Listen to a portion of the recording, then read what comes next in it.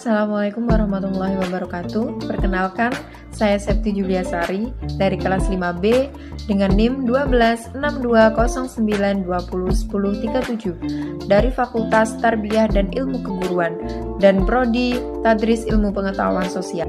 Materi yang pertama, kita akan membahas tentang teori masuknya Islam di Indonesia, yaitu terdiri dari 4 teori. Yang pertama adalah teori Gujarat, yang kedua teori Persia, yang ketiga teori Cina, dan keempat teori Mekah. Mari simak penjelasan video berikut. Yang pertama adalah teori Gujarat. Teori Gujarat mengatakan bahwa Islam masuk ke Nusantara pada abad ke-13 Masehi dan penyebarannya berasal dari negara India bagian barat yang berdekatan dengan Laut Arab. Pelopor terkenal teori ini adalah Profesor Dr. Snokkhorgrond. Menurutnya, Islam di Nusantara berasal dari wilayah di anak benua India seperti Gujarat, Bengali, dan Malabar. Di dalam bukunya mengatakan tidak adanya peran dan nilai-nilai Arab pada masyarakat Islam yang ada di Nusantara pada abad 12 Masehi sampai abad ke-13 Masehi. Yang kedua adalah teori Mekah. Menurut Buya Hamka, Islam sudah ada di Nusantara sejak abad ke-7 Masehi atau tahun awal Hijriyah yang dibawa oleh bangsa Arab, khususnya dari Mekah. Beliau menyebutkan bahwa Gujarat hanya sebagai tempat singgah bagi para pedagang Arab sebelum menuju ke Nusantara. Salah satu bukti teori Mekah ini adalah naskah kuno dari Cina yang menyebutkan sekelompok bangsa Arab telah bermukim di kawasan pantai barat Sumatera, tepatnya di Barus Tapanuli Tengah, Sumatera Utara. Ini adalah jalur yang dilalui oleh para penyebar agama Islam dari Mekah. Sebelum ke Nusantara, mereka melewati beberapa negara yaitu India dan Thailand. Yang selanjutnya adalah teori Persia. Teori ini memiliki kesamaan dengan teori Gujarat. Bedanya, di dalam teori Persia memandang adanya kesamaan mazhab yang ada di Indonesia dengan yang ada di Gujarat. Teori ini dipelopori oleh Husain Dojodingrat. Beliau berpendapat bahwa tradisi dan kebudayaan Islam di Indonesia memiliki persamaan dengan yang ada di Persia atau Iran sekarang. Bercorak Islam di Nusantara contoh lain adalah tradisi peringatan 10 Muharram atau tradisi budaya Islam Persia yang juga mirip dengan tradisi serupa di Nusantara, yakni upacara tabwik atau tabut di beberapa wilayah pesisir Sumatera. Ini adalah jalur yang dilalui oleh para penyebar agama Islam dari Persia ke Nusantara. Yang terakhir adalah teori Cina. Masuknya agama Islam ke Indonesia berasal dari Cina.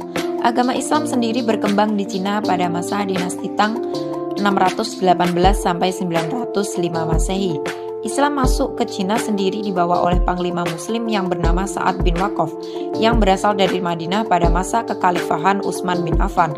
Dalam buku Islam di Cina ditulis pada 2004 menyebutkan bahwa relasi antara orang-orang Islam Arab dengan orang-orang dari Cina terjadi pada tahun 713 Masehi. Masuknya Islam ke Nusantara juga diyakini bersamaan dengan banyaknya migrasi orang-orang Cina Muslim ke Asia Tenggara, terutama ke Nusantara. Ini adalah jalur yang digunakan para penyebar agama Islam dari Cina ke Nusantara. Untuk selanjutnya adalah tentang penyebar agama Islam di Indonesia. Salah satunya adalah Wali Songo, yaitu ada 9. Untuk lebih lanjut, mari kita simak video berikut. 1. Sunan Gresik. Sunan Gresik merupakan keturunan langsung dari Nabi Muhammad SAW. Beliau adalah keturunan ke-22 dari Rasulullah.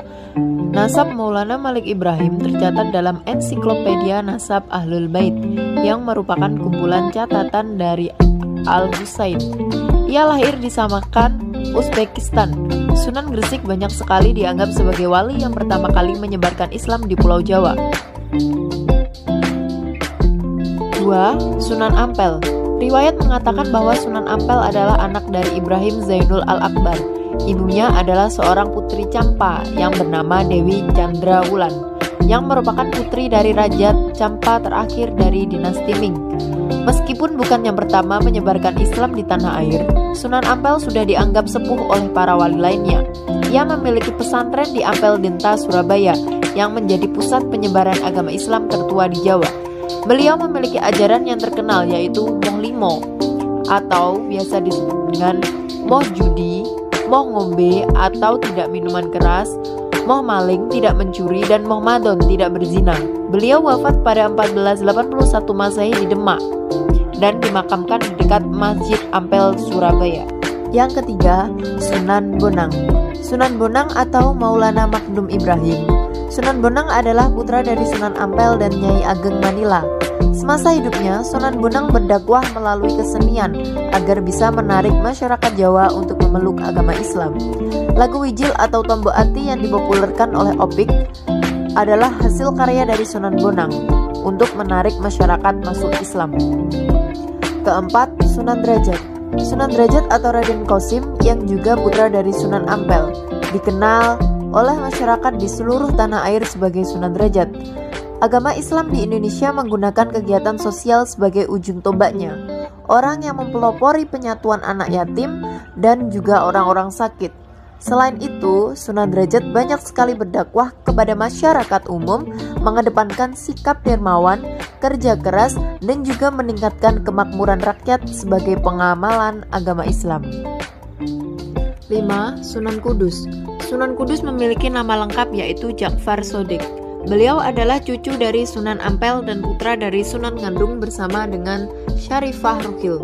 Berbeda dibandingkan dengan Wali Songo sebelumnya yang pada umumnya langsung menyentuh masyarakat umum untuk menyebarkan agama Islam. Sunan Kudus memiliki andil yang besar dalam pemerintahan Kesultanan Demak. Perannya adalah sebagai panglima perang dan penasihat untuk Tuan Demak Musyrik, Hari dan juga Hakim. Sunan Kudus kebanyakan berada di kalangan kaum penguasa dan juga priai Jawa. Peninggalan Sunan Kudus yang dikenal hingga saat ini adalah Masjid Menara Kudus. Masjid ini memiliki keunikan karena arsitekturnya bergaya campuran Hindu dan juga Islam. Sunan Kudus banyak dipercaya oleh masyarakat, wafat pada 5 Mei tahun 1550. Keenam, ada Sunan Giri atau Raden Paku atau Ainul Yakin. Sunan Giri adalah keturunan langsung dari Maulana Ishaq dan keturunan ke-23 dari Nabi Muhammad SAW. Selama hidupnya, ia menimba ilmu Islam dari Sunan Ampel dan bersahabat dengan Sunan Bonang. Peran besarnya dalam perkembangan Islam di Pulau Jawa adalah mendirikan pemerintahan mandiri di Giri Kedaton, Gresik. Pemerintahan inilah yang selanjutnya memiliki peran sebagai pusat dakwah Islam untuk wilayah Jawa dan Indonesia Timur hingga ke Maluku. Yang ketujuh ada Sunan Kalijaga atau Raden Said. Sunan Kalijaga anak dari Adipati Tuban yang bernama Tumenggung Wilatikta. Raden Said beliau lahir pada tahun 1455. Beliau belajar agama Islam dari Sunan Bonang sebagai gurunya. Dari Sunan Bonang, ia belajar menggunakan kesenian dan kebudayaan sebagai alat untuk menyebarkan agama Islam. Karena ia adalah orang pribumi, sehingga lebih mudah dalam berdakwah dengan masyarakat. Ia juga menggunakan kesenian tradisional sebagai metode berdakwahnya. Kesenian yang kerap dia gunakan berdakwah adalah wayang kulit dan tembang. 8. Sunan Muria atau Raden Umar Said. Sunan Muria adalah anak dari Sunan Kalijaga dan juga Dewi Sara. Nama Muria diperkirakan oleh masyarakat sekitar kota Kudus berasal dari nama gunung, yaitu Gunung Muria. Gunung Muria itulah tempat di mana kini Sunan Muria dimakamkan. Gaya dakwah Sunan Muria ini pada umumnya mengambil metode yang sama seperti yang ayahnya gunakan, yaitu Sunan Kalijaga, yaitu menggunakan kesenian. Namun, Sunan Muria lebih senang tinggal jauh dari hiruk-pikuk kota dan tinggal di daerah terpencil untuk menyebarkan agama Islam. Ia juga turut mengajarkan cara bercocok tanam, jual beli, dan melaut kepada rakyat jelata. Diperkirakan wafat pada tahun 1550 dan dimakamkan di daerah Muria. Yang kesembilan ada Sunan Gunung Jati atau Syarif Hidayatullah. Adalah anak dari Nyai Rara Santang, putri dari Raja Pajajaran, yaitu Raden Manahalarasa. Ayah Sunan Gunung Jati adalah Sultan Syarif Maulana Huda, tokoh Mesir keturunan Bani Hashim dari Palestina. Selanjutnya kita akan membahas tentang kerajaan Islam yang ada di Indonesia. Mulai dari kerajaan yang paling pertama dan kerajaan yang paling terakhir di Indonesia. Mari simak video berikut. 1. Kerajaan Samudra Pasai. Kerajaan Islam pertama di Indonesia adalah Samudra Pasai. Kerajaan ini terletak di Aceh Utara dan semakin berkembang karena menjadi tempat persinggahan utama pedagang-pedagang Islam. Kerajaan Samudra Pasai terus berkembang. Akhirnya, putra Sultan Malikul Thohir, yakni Sultan Malikul Mansur, mendirikan kerajaan dengan pusatnya adalah seni rupa seni. 2. Kerajaan Malaka. Kerajaan Malaka didirikan oleh para prameswara dari Belambangan, Jawa Timur. Kesultanan yang terletak di antara Melayu ini berdiri pada tahun 1405 dan diketahui memiliki hubungan baik dengan Cinggu. 3. Kerajaan Aceh. Sejauh ini berdiri pada awal abad ke-1. Begitu puncak kejayaan kerajaan Islam Sumatera ini saat diperintah oleh Sultan Iskandar Muda pada tahun 1607 sampai 1636, karena wilayah kekuasaannya meliputi Semenanjung Malaka. 4. Kerajaan Demak dan Pajang. Kerajaan Islam pertama di Jawa adalah Demak dan Pajang. Kerajaan Demak berada di tepi pantai utara Pulau Jawa dan dipimpin oleh Raden Patah, yang juga seorang penyiar agama Islam. Akibat terjadinya perang saudara, pusat kerajaan Demak berpindah ke Pajang atau dekat dengan Kertasura. Namun, adanya pemberontakan membuat kerajaan Pajang berpindah ke Mataram. 5. Kerajaan Banten. Kerajaan Banten berdiri setelah kerajaan Demak pindah ke Pajang.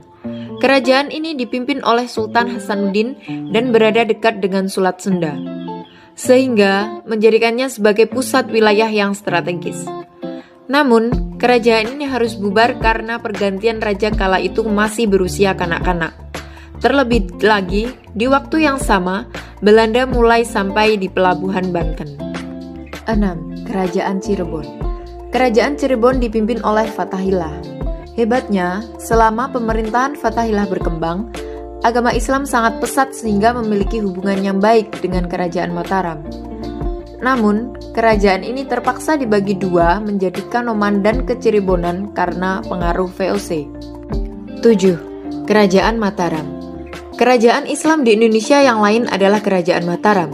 Kerajaan ini berada di Kota Gede, Yogyakarta. Pemerintahan kerajaan ini sangat menjalankan aturan Islam dengan sangat baik. Misalnya, dengan melakukan perhitungan tahun berdasarkan kalender Hijriah. Lagi-lagi, karena serangan Belanda dan didirikannya VOC, kerajaan Mataram harus terusir dari wilayah ini. 8. Kerajaan Gorontalo. Kerajaan ini berada di Sulawesi Selatan.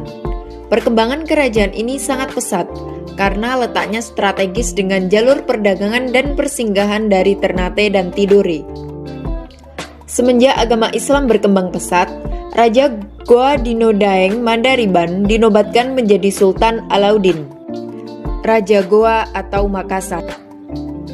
Puncak kejayaan dicapai di masa pemerintahan Sultan Hasanuddin. 9. Kerajaan Ternate dan Tidore. Sultan Ternate pertama adalah Sultan Zainal Abidin. Mereka memiliki hubungan yang baik dengan kerajaan Demak. Selain itu, ada juga kerajaan Tidore di Maluku. Dan kedua kerajaan ini diketahui memiliki hubungan yang baik, hingga akhirnya Portugis datang. 10. Kerajaan Banjar. Kerajaan Banjar berdiri pada abad ke-16 di Kalimantan Selatan. Letak kerajaan ini berada di dekat Sungai Besar, sehingga banyak dikunjungi oleh pedagang-pedagang dari berbagai daerah. Salah satunya adalah ulama dari Demak, sehingga wilayah ini berkembang menjadi kerajaan Islam. 11. Kerajaan Buton. Kerajaan ini terletak di Pulau Buton, Sulawesi Tenggara, dan resmi menjadi Kesultanan Islam. Di masa pemerintahan Raja ke-6 yakni Timbang-Timbangan atau Laki Lapotan Abdul Wahid bin Syarif Sulaiman Al-Fatoni dari Johor. Adapun peninggalan kerajaan ini adalah Istana Sultan, 2 buah masjid tua, hingga benteng pemerintahan. Yang selanjutnya adalah tentang peninggalan kerajaan-kerajaan Islam di Indonesia maupun peninggalan Islam di Indonesia. Lanjut dengan video berikut. 1. Masjid. Salah satu peninggalan sejarah Islam di Indonesia yang paling banyak ditemukan hingga kini adalah masjid. Masjid merupakan tempat ibadah bagi umat Islam, sehingga Wajar jika seni arsitektur Islam satu inilah yang paling mudah kita lihat keberadaannya. Saat ini, adapun terkait dengan kentalnya budaya Hindu dan Buddha di masa awal penyebaran Islam di Indonesia, seni arsitektur masjid juga dipengaruhi oleh akulturasi budaya lokal yang ada saat ini. Berbeda dengan masjid-masjid di Jazirah Arab, arsitektur masjid di Indonesia memiliki beberapa keunikan. Keunikannya terletak pada susunan atap yang berundak dan berbentuk limas. 2. Kaligrafi. Kaligrafi adalah suatu seni menulis huruf Arab dengan gaya dan susunan yang indah. Tulisan ayatnya sendiri umumnya diambil dari potongan ayat di dalam Al-Quran. Kaligrafi biasanya bisa ditemui pada gapura dan pada batu nisan. 3. Keraton atau istana. Keraton atau istana yang merupakan tempat tinggal bagi raja dan keluarganya, sebetulnya telah ada sejak zaman pengaruh kebudayaan Hindu dan Buddha. Hanya saja, setelah Islam masuk, arsitektur keraton menjadi lebih banyak dipengaruhi oleh gaya arsitektur Timur Tengah. Beberapa keraton peninggalan sejarah Islam di Indonesia tersebut yang kini masih terawat, misalnya Istana Kesultanan Ternate, Istana Kesultanan Tidore, Keraton Kesepuhan, Keraton Kanoman, Keraton Kesultanan Aceh, Istana Sorwan. 4. Tempat kitab dan kesusastraan. Peninggalan sejarah Islam di Indonesia bukan hanya dapat ditemukan dalam bentuk seni dan gaya arsitektur. Kesusastraan juga berkembang cukup pesat setelah masuknya pengaruh agama Islam di Indonesia. Kesusastraan tersebut tertuang dalam bentuk suluk, hikayat, babat, dan syair. Beberapa peninggalan kesusastraan Islam di Indonesia antara lain syair perahu karya Hamzah Fansuri, syair si burung pinggai karya dari Abdul Muluk, syair Gurindam 12 karya Ali Haji, hikayat nabi-nabi dan hikayat Sultan Aceh, serta hikayat penjelasan penciptaan. Apa saja fakta unik Islam yang belum diketahui oleh banyak orang? Ternyata ada beberapa hal yang sangat unik yang bisa menambah pengetahuan kalian. Pertumbuhan agama Islam bisa dikatakan tumbuh sangat cepat. Inilah fakta unik Islam yang jarang diketahui. Yang pertama, Islam merupakan mayoritas dan terbesar kedua di dunia. Fakta ini sudah pasti banyak orang yang mengetahuinya, tapi perlu diketahui bahwa kita adalah nomor 2 yang terbesar di dunia dan di atasnya adalah agama Kristen yang berkuasa di seluruh dunia. Yang kedua, Muslim tidak menyembah Rasulullah SAW dan Mekah.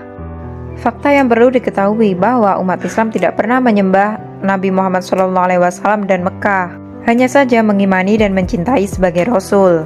Selain itu juga, Mekah adalah tempat berkumpul para umat Muslim di seluruh dunia untuk melakukan ibadah haji. Yang ketiga, orang Barat mengakui kehebatan ilmuwan Muslim. Keempat, Muslim selamatkan kaum Yahudi. Berdasarkan sejarah Islam pada Perang Dunia Kedua, banyak umat Muslim yang berkorban sekuat tenaga untuk menyelamatkan kaum Yahudi dari kaum Nazi Jerman. Yang kelima, Nabi Isa alaihissalam akan dimakamkan dekat Rasulullah SAW. Disebutkan bahwa Nabi Isa alaihissalam masih hidup sampai saat ini karena beliau tidak diwafatkan oleh Allah Subhanahu wa Ta'ala, melainkan hanya diangkat ke langit. Nabi Isa alaihissalam akan turun ke bumi untuk membimbing manusia ke jalan yang benar, sekaligus memerangi Dajjal. Setelah Nabi Isa alaihissalam selesai dengan tugasnya, beliau akan diwafatkan oleh Allah Subhanahu wa Ta'ala. Beliau ada di bumi selama 45 tahun. Diketahui di dekat makam Nabi Muhammad SAW ada tempat tersisa. Dijelaskan kalau tempat tersebut adalah tempat dimakamkannya Nabi Isa alaihissalam. Yang keenam, tidak semua wanita Muslim memakai hijab. Dalam hal ini yang terpenting adalah semua wanita Muslim itu harus tetap menutup auratnya, entah itu bagaimana caranya. Ketujuh, tidak semua orang Arab itu adalah Muslim. Diketahui banyak sekali umat Muslim yang berada di Arab dan berstatus sebagai warga negara Arab Saudi. Namun tidak berarti semua warga Arab adalah orang Muslim. Dan pastinya setiap orang Muslim bukan berarti orang Arab. Dan itu adalah fakta. Itulah fakta unik Islam yang jarang diketahui. Hanya ini yang dapat saya sampaikan. Ada kurang lebihnya saya mohon maaf. Wassalamualaikum warahmatullahi wabarakatuh.